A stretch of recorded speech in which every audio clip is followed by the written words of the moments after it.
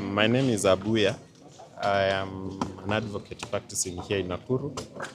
I had the instructions of Mama Elizabeth Auma and the Independent Medical Legal Unit to follow up on the production, live or dead, of Mama Uma's son called Brian Odhiambo.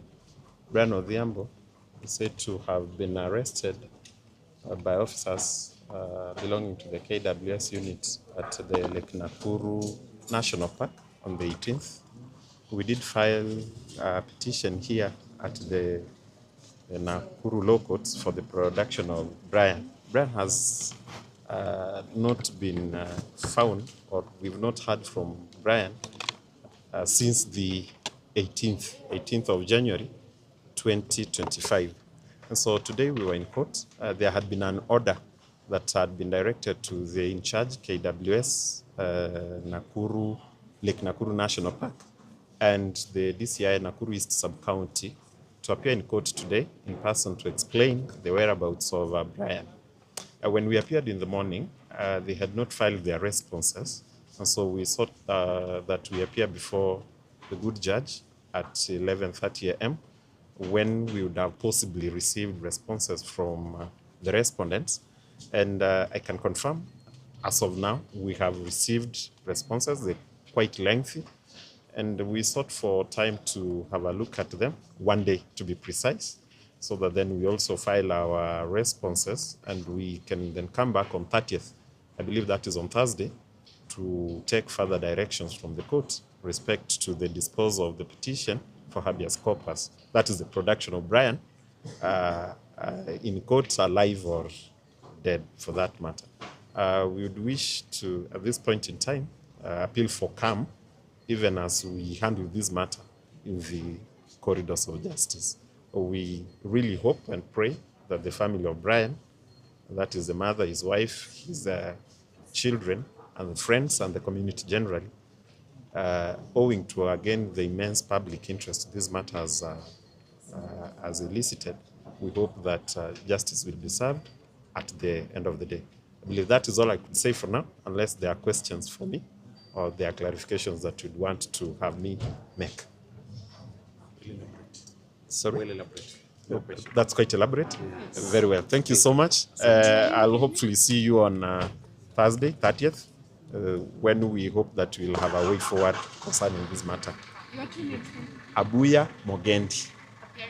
I appear for the petitioners. There are two. That is Elizabeth and Independent Medical Legal Unit, IMLU. I appear with together with colleagues. There are quite a number. There is Yagon from IMLU. There is Omuanza. And there is my friend over there, is called Wanjir. There was Oanga and Mr. Tanga. We all practice here in Nakuru, and that's the much you could say for now. Thank you. Very well.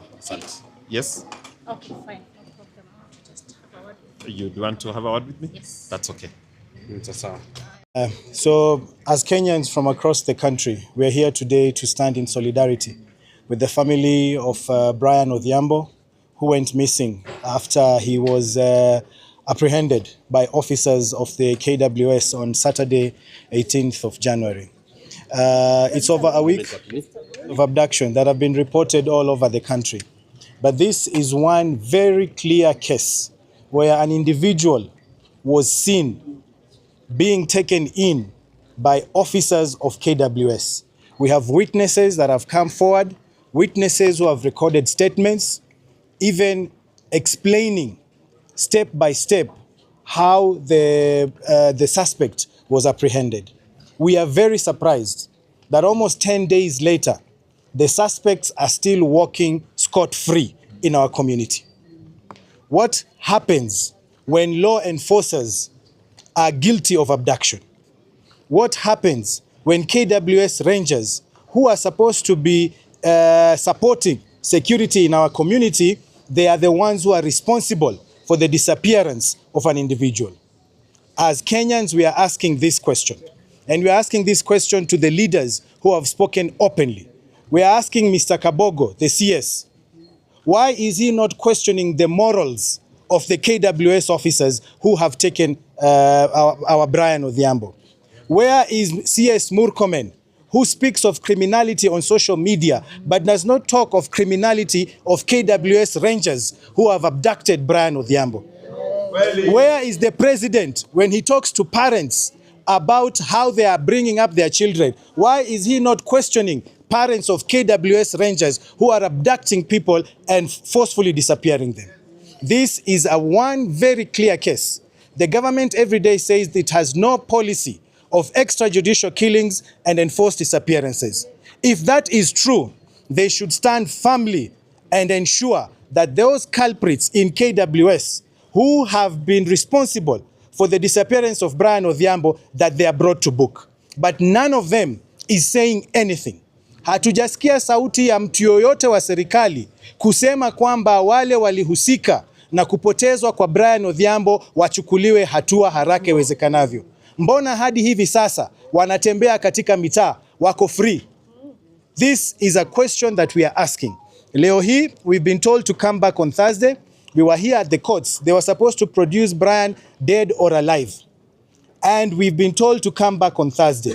The affidavits that zimekuwa filed, wanasema Brian, injured as he was, that he jumped from the vehicle and ran into the forest. That is what they are saying. And we are saying that KWS Rangers know where Brian is, or they know where his body is. And what we want is Brian to be brought back to his family. Hiyo ndio mambo tunataka. Tunataka BRAYOO. Na sisi hatutasimama, hatutasita hadi tuone BRAYOO either dead or alive. Lazima tumpate. Na serikali tunawaambia, Wakenya wanaangalia. Hii ni kesi ya wazi kabisa. Ushahidi uko wazi peupe. Alichukuliwa mchana, kila mtu akiona.